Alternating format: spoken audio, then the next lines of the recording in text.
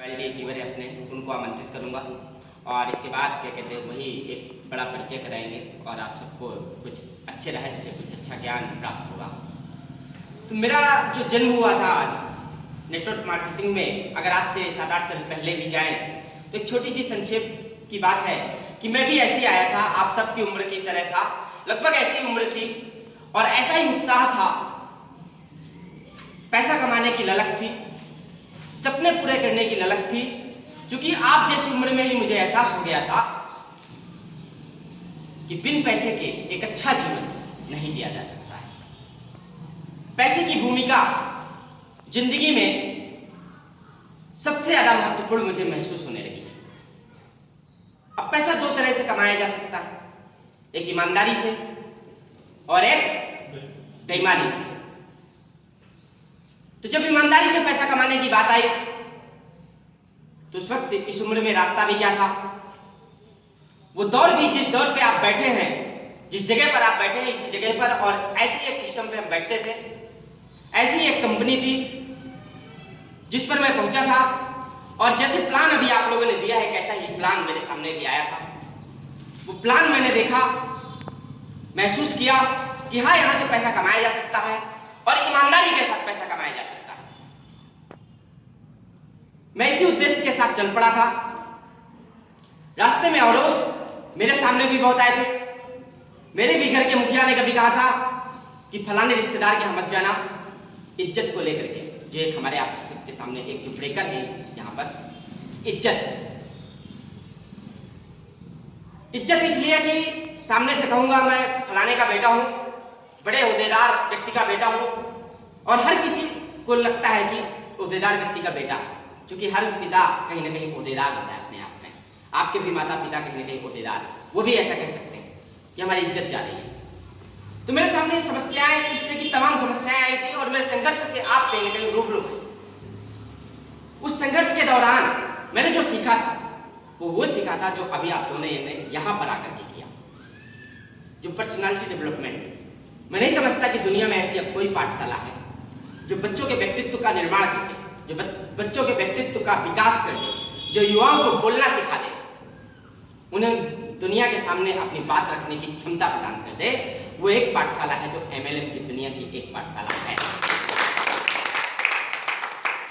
जहां आपके संकोच को खत्म कर दिया जाता है, जहां आपको बोलने के लिए पूरा आकाश खुला छोड़ दिया जाता है।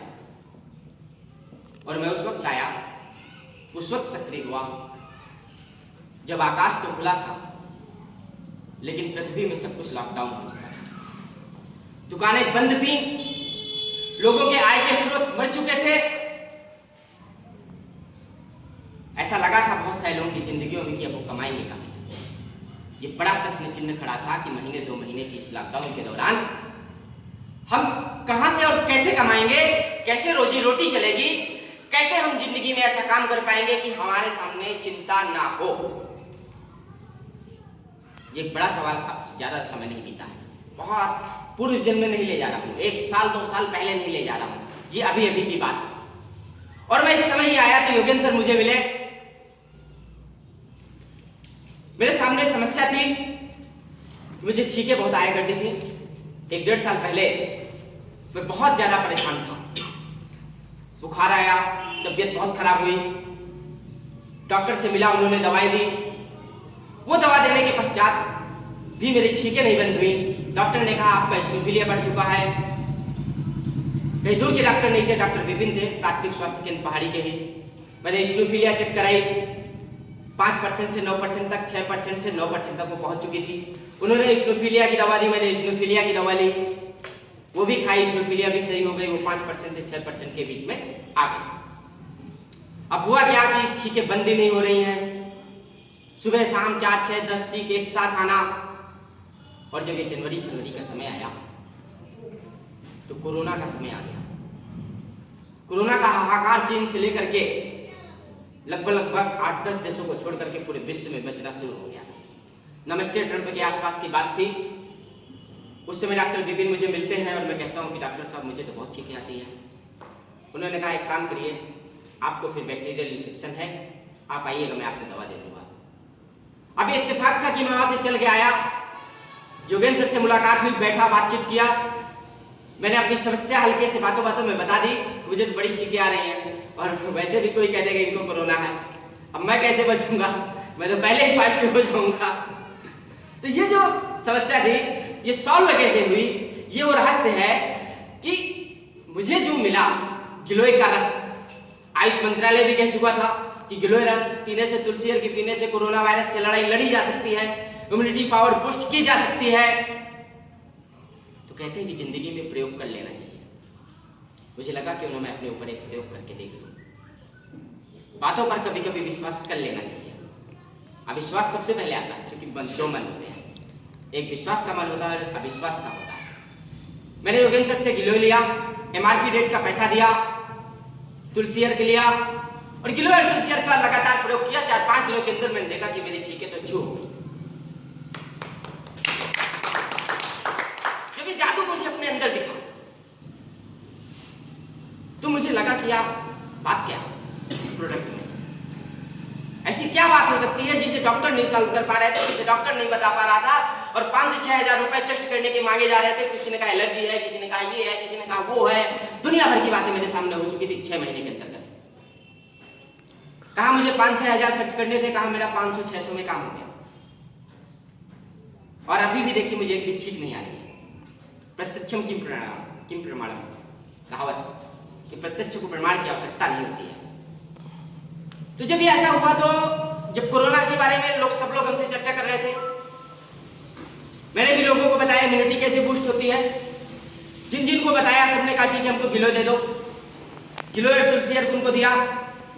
लेकिन एक जो जगह थी वो एक ऐसी जगह थी जिससे इस प्रोडक्ट की क्वालिटी प्रमाणित हो जाती है।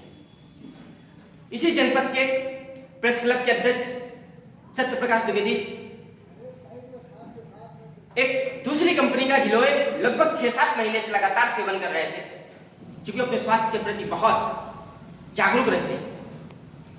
लेकिन मैंने उनसे कहा कि कहीं मुझे भ्रम तो नहीं है, क्योंकि रिश्ते में मेरे भैया हैं।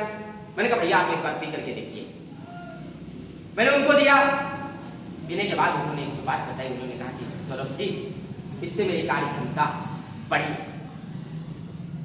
और अगर किसी व्यक्ति की कार्य क्षमता बढ़ जाए, किसी व्यक्ति का अगर समय बढ़ जाए, दो ही बातें, एक समय बढ़ जाए तो आप बहुत ज्यादा पैसा कमा सकते हैं, और एक कार्य क्षमता बढ़ जाए तो आप बहुत ज्यादा काम करके पैसा कमा सकते हैं। दोनों बातें, ये दोनों बातें।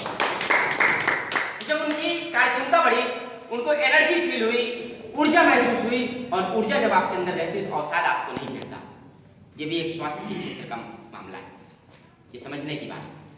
उन्होंने बताया तो हमारा विश्वास दृढ़ हो गया, मजबूत हो गया, जिसको कहते हैं ब्रह्मास्त्र हो जाना। कि विश्वास जब ब्रह्मास्त्र हो जाएगा तो आपका विजन क्लियर हो जाता है। ऐसा ही हुआ और मैं यहाँ आया। यहाँ आने के साथ सबसे बड़ा कारण ये रहा कि अगर मैं आप सबसे कहीं ना कहीं बातें कर पाऊँ, आपकी जिंदगी में बदलाव ला सकूं। जैसे आप बैठे हैं, अगर आप बैठना सीख जाए, अगर आप बोलना सीख जाए, अगर आपको प्रत्येक तरीका पता चल जाए जिंदगी में सफल होने का, तो सफलता आपसे बहुत ज्यादा दूर नहीं रहती। सफलता सिर्फ उतनी दूर रहती है जितनी हम पहली सीढ़ी से चढ़ के अपने घर की छत पर अंतिम सीढ़ी तक पहुंच करके छत में पहुंच जाते हैं। सफलता मात्र इतनी ही दूर है, बस बात है ज्ञान की। तो मैं जब यहाँ पर आया मुझे महसूस हुआ, और इस तरह से काम करते करते आज हम यहाँ तक चल करके आए हैं, आप सबके बीच में हैं। और अब मैं उस अनुभव को, उस ज्ञान को बताने के लिए एक ऐसे महारथी शख्स को आमंत्रित करने के लिए एक ऐसे शख्स को बुलाऊंगा। उससे पहले मैं बताऊंगा कि जब इन महीने 2 महीने के समय में मेरा जो विश्वास रहा, मेरा जो अनुभव रहा कि एक ऐसा लीडर, एक ऐसा व्यक्तित्व हमें प्राप्त हुआ जिन्होंने वटवृक्ष का लगातार काम किया, जिन्होंने तनिक भी संकोच नहीं किया, जिनके अंदर तनिक भी अहम नहीं रहा, जिन्होंने तनिक भी ये साबित नहीं किया कि मैं किसी एक कंपनी का एमडी हूं, जिनसे कभी परायापन महसूस नहीं हुआ, एक अपनत्व लगातार महसूस हुआ, एक हक महसूस हुआ। कहाँ ले चलना है, ले चल, किसके पास चलना, जिन्हें महसूस नहीं होगा कि मुझे आनंद के पास प्लान देना, जिन्हें महसूस नहीं होगा कि मुझे इनके पास प्लान देना। अगर आपके सामने बैठा दिया जाए तो आपके सामने बैठ करके वो ज्ञान दे देंगे, क्योंकि उनका भी यही विजन है कि मुझे सिर्फ भारत के अंदर काम नहीं करना है, मुझे पूरे विश्व में काम करना है और पूरे विश्व के अंदर MLM की दुनिया से लोगों की ज़िंदगी को बदल देना है और एक ऐसी इनकम लोगों को प्रोवाइड करानी है जिससे लोग एक सम्मानजनक आय को लेकर के काम करके अपनी ज़िंदगी को सुधार सके और अपने आने वाली पीढ़ियों को सुधार सके और आर्थिक आज़ादी का जो उनका लक्ष्य है वो साकार हो सके। और इसी लक्ष्य के साथ उन्होंने जिस कंपनी का निर्माण किया और जिस उद्देश्य के साथ वो आगे बढ़े, आज राष्ट्र के 22 राज्यों में काम चल रहा है। ग्राउंड वर्क में लगातार साथ निभाने वाले, लगातार ये कहने वाले जितना काम ले सके ले लीजिए, 10 बज जाए, 11 बज जाए, 12 बज जाए, वो हाजिर हैं। हम हार जाएंगे पर वो नहीं हारेंगे। एक ऐसे विजेता से आपकी मुलाकात होने वाली है और मैं उन्हें आमंत्रित करने के लिए अपने रॉयल्टी अचीवर श्री योगेंद्र सिंह जी को आमंत्रित करता हूँ। चाहूंगा कि वो यहाँ आए और आप सब उनका कर्तव्य ढंग से स्वागत करें, अभिनंदन करें। श्री योगेंद्र सिंह जी।